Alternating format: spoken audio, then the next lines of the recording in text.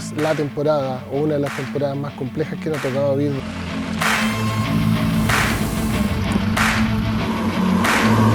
Se juntaron todos los factores que no queremos tener en las partidas en la producción de cereza. Aquí donde estamos parados, el agua llevaba aproximadamente 1,5 metros. Yo creo que es la temporada más difícil que ha existido y quizás que va a existir. Lamentablemente desde junio hasta diciembre ha sido fatal para la cereza.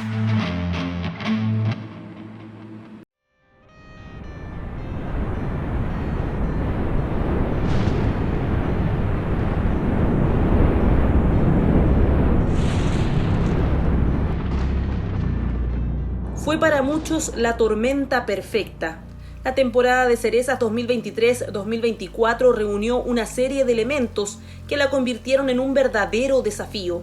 Desde comienzo de año, el fenómeno de El Niño auguraba un panorama complejo para los productores.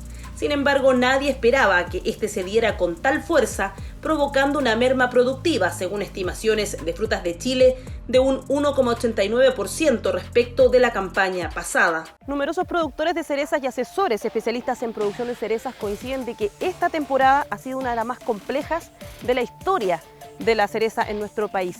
Sin embargo, ¿por qué la temporada 2023-2024 se ganó este título? Por 4 factores principalmente. El primero de ellos, baja acumulación de horas frío, seguido por graves inundaciones en la época invernal y muchas precipitaciones. Posteriormente, una lenta acumulación de grados días y la cereza de la torta, lluvias primaverales. 10 de noviembre y este era el panorama que se vivía en los huertos de cerezas de la zona central del país. Si bien habían ocurrido episodios de precipitaciones previos a este sistema frontal, en esta ocasión la lluvia llegaba en un momento complejo de la temporada. La fruta, en la mayoría de las variedades y zonas, se encontraba en estados fenológicos más susceptibles al daño por lluvias. Bueno, hoy día ha sido un día muy difícil. Comenzamos hoy día aplicando a las 3 de la mañana. Estamos muy asustados, pero en este minuto haciendo todo lo que está en nuestras manos. Estamos con nebulizadora aplicando cloruro de potasio para cambiarle la carga al agua y a la vez soplando con helicóptero. Raúl Salas, productor de cerezas de la comuna de Rauco, región del Maule, debió enfrentar varios episodios de lluvias tardías en primavera. Tiene 21 hectáreas de cerezas repartidas entre Santina principalmente, Lapins y Regina. Cada vez que precipitó fueron jornadas arduas donde día y noche, mientras estuviera lloviendo, no pararon de realizar los manejos respectivos en los huertos para minimizar la incidencia de partiduras por lluvias. Creo que es la temporada más difícil que ha existido y quizás que va a existir. Yo creo que no nos ha dejado tranquilos este año, aumentó orden de cosas, desde lo que tú decías, Andrea, la hora frío, después vienen las inundaciones, ahora hasta lluvias tardías. Por ahí hay rumores de que esto se va a extender y mientras más pasa el tiempo, las lluvias se ponen más peligrosas y cada vez más complicado.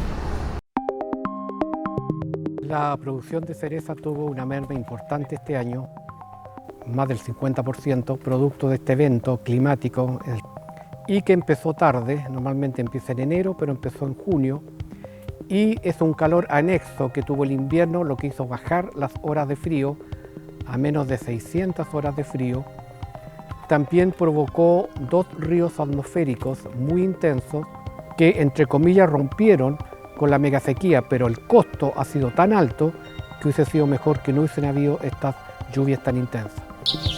El agroclimatólogo de la Universidad de Talca, Patricio González, explica detalladamente los efectos del fenómeno de El Niño, efectos que se hicieron presentes durante el invierno y también en primavera. Hubo lluvias en septiembre con otro río atmosférico, en octubre, incluso hasta noviembre. Y estas precipitaciones, obviamente, aunque fueron de un día o 2 días, al caer sobre la cereza provocó esta partición, no por osmosis. El agua entra a través de la cereza, la moja y provoca que se produzcan roturas y particiones, y eso obviamente la deja fuera de los mercados. La cereza necesita primaveras secas. Primavera seca que no se presentó durante la temporada 2023-2024 y que tuvo efectos bastante graves en las zonas y variedades más tempranas. Hoy día, terminando ya la fruta temprana de la semana 47, estamos viendo efectos y mermas a lo menos de un 50% y en zonas reportadas en Curicó de hasta un 60 y 80% de merma. El equipo técnico de Avium, liderado por el asesor especialista en producción de cerezas, Carlos Tapia, ha observado muy de cerca la temporada. En medio de las asesorías en terreno se han reunido en varias oportunidades para analizar los principales factores que provocaron la merma productiva. Es la temporada, o una de las temporadas más complejas que nos ha tocado vivir desde el punto de vista técnico y de análisis crítico de múltiples factores que pueden haber afectado en el éxito o el fracaso en una temporada como esta, sin duda. Dentro de los factores hemos analizado precipitaciones invernales, acumulación de frío, ganancia térmica por la dormancia, que es algo que muchas veces no se mide y que yo creo y creemos como equipo hoy día que tiene una ponderación importante en el resultado final. Tipos de suelo, variedades por injerto y obviamente englobando las zonas, en las distintas zonas en que hoy día el cultivo se produce en Chile. Es un multifactorial sin duda y estamos en ese trabajo permanente, tenemos nociones de lo que puede ser. Yo creo que estamos todos de acuerdo que el frío y las bajas temperaturas primaverales tienen mucho que ver, pero qué tanto impactan, en qué situación y otros factores aledaños, cómo están acompañando estos dos indicadores macro. Durante la presente temporada, la acumulación de horas frío fue discreta. Ello sin duda impactó en la producción de cerezas, especie frutal que requiere de este importante factor, tanto para dar inicio a la nueva temporada como también para la aplicación de rompedores de dormancia. Mira, el primer factor que analizamos sin duda es el tema frío. Este año 2023 es el año que hemos acumulado menos frío si lo comparamos con los últimos 16 o 17 años en la zona central. Sin embargo, las dinámicas de acumulación de frío en términos de curva también nos muestran años con las mismas tendencias del 2023, sin ser tan extremo. El ejemplo más cercano es el invierno del 2020, en donde las curvas de acumulación de frío también se nos fueron a piso, obviamente en un nivel menos extremo a los de 2023, pero el 2020 fue el año probablemente que Chile produjo más cereza en su historia, desde el punto de vista de kilos por hectárea, de productividad, no como kilos totales país. Si bien la baja acumulación de horas frío es un factor relevante, el equipo técnico de Avium asegura haber encontrado más respuestas en otro elemento de la temporada. Nos vamos al otro indicador que es acumulación térmica y ahí hay más respuestas. La acumulación térmica para la salida de dormancia, que lo veíamos muchas veces con grados día en base a 4,5, no fue de las mejores de los últimos 15 años y eso obstaculizó otros procesos. Por ejemplo, temperatura ideal para el vuelo de abeja, considerando que la definición vuelo de abeja es un mix entre temperatura y radiación. Y ahí aparece otro concepto, cuánta radiación tuvimos en esa época para no tan solo el vuelo de abeja, sino que para otros factores fisiológicos del metabolismo de esta especie que son importantes para la producción. Otro factor importante que hemos analizado son las precipitaciones, y esas precipitaciones tienen una relación directa preliminarmente con las zonas de suelo de mayor retención de agua. Suelos más pesados, suelos que quedaron muy saturados de agua mucho tiempo, dejando de lado las inundaciones, que lamentablemente es un problema que corre en paralelo a estas lluvias que tuvieron una capacidad de saturar los suelos más pesados con menos drenaje. Sin lugar a dudas, las precipitaciones invernales marcaron la temporada, ocasionando desde graves inundaciones en huertos de cerezos hasta complejos escenarios de saturación de suelo que terminaron por impactar en la producción. Nosotros tenemos un censo, por así decirlo, como equipo, no es nada oficial, pero es algo que nosotros hemos ido tratando de levantar para tener información concreta para nosotros. Después de las dos inundaciones grandes, de las dos lluvias grandes que tuvimos en Chile, creemos que quedaron, entre comillas, fuera de combate por distintas razones aproximadamente 1000 hectáreas de cerezo. Sin embargo, con el paso de los meses, aquellas hectáreas que no se las llevó, que no fue tan grande, pero sí que no fue tan grande el problema, digamos, a corto plazo, sí empezamos a ver durante los meses siguientes, hasta hace pocas semanas atrás, que suelos con mal drenaje, que suelos con bajos muy pronunciados, muchas veces sin platabanda, sin uso de camellones, que puede ser crítico el análisis si se deben usar o no. Ahí viene todo el tema asfixia radicular, y hay muerte de plantas de forma súbita que florecieron, brotaron y murieron definitivamente, probablemente muy afectados por hongos de madera o por asfixia radicular, fitóptero y otras cosas, en que nosotros también creemos que, aparte de las 1000 hectáreas que quedaron fuera de combate de las inundaciones, creemos que hay 500 o 600 hectáreas más que pudieron morir o verse muy afectadas en base a ese efecto de las lluvias en términos de asfixia y no de una inundación propiamente tal.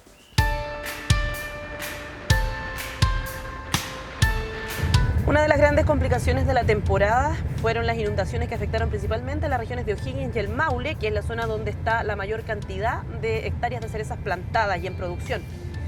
Vamos ahora justamente a una zona que se llama Villa Prat, que queda en la comuna de Sagrada Familia, en la región del Maule, donde el río Mataquito se salió de su cauce y arrasó con un huerto por completo, afectando varias hectáreas de cerezos.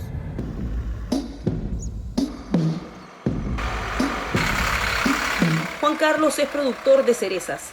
Hace algunos años se sumó a esta creciente industria con varias hectáreas de esta especie frutal. Sin embargo, este año su huerto se vio afectado por 2 graves inundaciones. Hola, ¿cómo está? Hola, Juan Carlos. Mucho gusto, Andrea. Igual. Muchas gracias por recibirnos acá en su huerto. Gracias a ustedes por venir y para un poco exponer la situación que estamos viviendo este año con los cerezos y con las inundaciones. Aquí donde estamos parados antes era el huerto de cerezos, ¿no? Este era un huerto de Santina. Estaba en su 2.º año. ¿De producción ya? No, de plantación, así que se suponía que este año ya el árbol queda formado y el próximo año cosecha. Y más afuera, claro, ya habían árboles que el año pasado habíamos cosechado y se perdieron también. Estas impactantes imágenes muestran el desborde del Mataquito luego de los ríos atmosféricos que afectaron la zona central del país.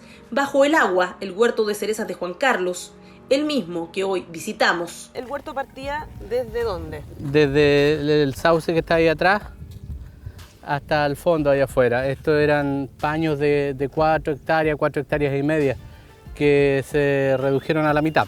¿Y el agua subió hasta dónde aquí? Aquí donde estamos parados, el agua llevaba aproximadamente 1,5 metros. Cuando nosotros revisábamos los árboles, había escombros, basura en los árboles y se notaba una línea de basura aproximadamente 1,5 metros, pero que iba de camino a camino, desde el camino que une Villa Prat con Palquibudi, todo esto era un río. En una parte importante del huerto el agua se llevó todo a su paso. Resistieron solo las plantas más antiguas. Esto era Santina, y lo que quedó es lo poco que se ve, pero la verdad es que esto está perdido. Tampoco podemos trabajarlo porque no sabemos en qué condición va a venir el próximo invierno, quedó todo expuesto. Es muy posible que el río vuelva a entrar en este lado, así que lo que hicimos fue salvar los árboles más viejos y tratar de cosechar algo lo que... ¿Y cómo fue el proceso de salvar? Porque obviamente tiene que haber quedado muy embancados, hubo que hacer limpieza también, aplicaciones. ¿Cómo fue todo ese proceso? Sí, si usted observa, ahí hay un montón de leña. De esos montones de leña se recogieron cantidades, muchas colosadas, porque esos árboles estaban encima de los árboles frutales. Entonces nosotros lo que hicimos fue con motosierra, con trabajadores, recoger toda esa leña, esa basura que estaba arriba del árbol. Los árboles en su mayoría quedaron medio acostados, enderezarlos a mano para no dañarlos más y irlos recuperando un poco los camellones, una serie de recuperaciones. Eso fue en junio. Después los teníamos medio recuperados y en agosto vino una crecida más grande. Claro, que fue el segundo... vuelve con mayor fuerza y con mayor destrucción y termina por llevarse una porción de huerto, que es esto que vemos acá. Acompañamos a Juan Carlos a recorrer los cuarteles que luego de un arduo trabajo lograron salvar. Hoy tienen fruta, por cierto, mucho menos de lo que tenían previsto previo a los embates climáticos. Se esperaba aproximadamente 12.000 a 15.000 kilos por hectárea, pero en la práctica ojalá de 6 por hectárea, 6, 7 por hectárea. Menos de la mitad o la mitad de lo que estaban esperando, ¿no? Sí, lo que pasa es que cuando en septiembre viene la floración, los árboles se veían bastante bien. Floración más o menos normal, abundante, pero fue abortando. fue abortando y después con la lluvia, ya con el fruto en cuaja, incluso esta lluvia que hace un par de semanas atrás, volvió a botar fruta. Entonces cada vez ha ido raleando, incluso ya con el fruto grandecito. Estábamos cerca del color pajizo cuando vino la última lluvia y claro, algunos perdieron porque se les partió la fruta. En el caso nuestro, este sector, que lo que nos queda es lápin, estaba cerca del color pajizo y abortó una buena cantidad. Si bien varias hectáreas hoy están en pie, Juan Carlos tiene claro que las plantas resultaron gravemente dañadas. A días de comenzar la cosecha, ya planificaba lo que venía. Están totalmente pelados esta rama, por ejemplo. Esta rama es para nada productiva. Este árbol se nota claramente que está todo pelajeado. Entonces, la apuesta nuestra es esto, apostar a los renuevos, cortar esta rama y esperar un par de años más para tener fruta. Ya han pasado varios meses desde las inundaciones, tiempo que ha servido para reflexionar y ponerse de pie. La verdad es que hoy día uno está más tranquilo, pero nosotros vivimos la inundación día a día, con agua todos los días, y cada vez veíamos mayor destrucción. Entonces hoy día estamos más tranquilos, pero en ese momento era mucha preocupación, desesperación, una serie de factores que llevaron a que incluso algunos productores dejaran ya botados sus huertos, y nosotros la verdad es que lo que veíamos era la posibilidad de recuperar aunque fuera el árbol para que el próximo año podamos hacer algo. Algo se recuperó. Historias como la de Juan Carlos lamentablemente se repitieron en diferentes huertos de la zona central del país, todo debido a un efecto del Niño que entró tarde y que llegó para quedarse. Las inundaciones y saturación de los suelos no solo generaron problemas en la época invernal, dicho escenario repercutió fuertemente en la ejecución de los programas nutricionales y fitosanitarios. En muchos predios simplemente fue imposible entrar con maquinaria agrícola para aplicar. Por otra parte, la temporada de riego debió posponerse, lo que impidió proporcionar ciertos elementos fundamentales a la planta vía riego. Las lluvias nos generaron un problema bastante grande, sobre todo en el comienzo de la parte donde teníamos que comenzar a fertilizar y regar. Partimos con suelos con una humedad tremendamente alta, lo cual arrojó, dependiendo de la zona y los tipos de suelo, en que variedades muy tempranas, por ejemplo las Brooks, tuviéramos una semana y media para poder nutrir la fruta. Para las variedades media o tardías pudimos concentrar y arreglar un poco la mano, pero efectivamente sí nos generó un problema de retraso. Obviamente ese retraso en la nutrición genera un problema de calidad de fruta. Pienso que si bien vamos a poder pasar la temporada, no fue el óptimo. Estamos saliendo con huertos con una, desnutrición no es la palabra, pero con un déficit nutricional, por supuesto. ¿Cómo afectaron las lluvias en términos nutricionales la producción de cerezas de la actual temporada? ¿Cómo preparar los huertos para escenarios similares u otros que puedan presentarse? Y por cierto, ¿cómo viene en términos agroclimatológicos el año 2024? Esta y otras preguntas las resolveremos de la mano de especialistas en la segunda parte del reportaje La Tormenta Perfecta. Y hay que estar muy atento porque esto no es excepcional. Esto puede volver a repetirse en los próximos años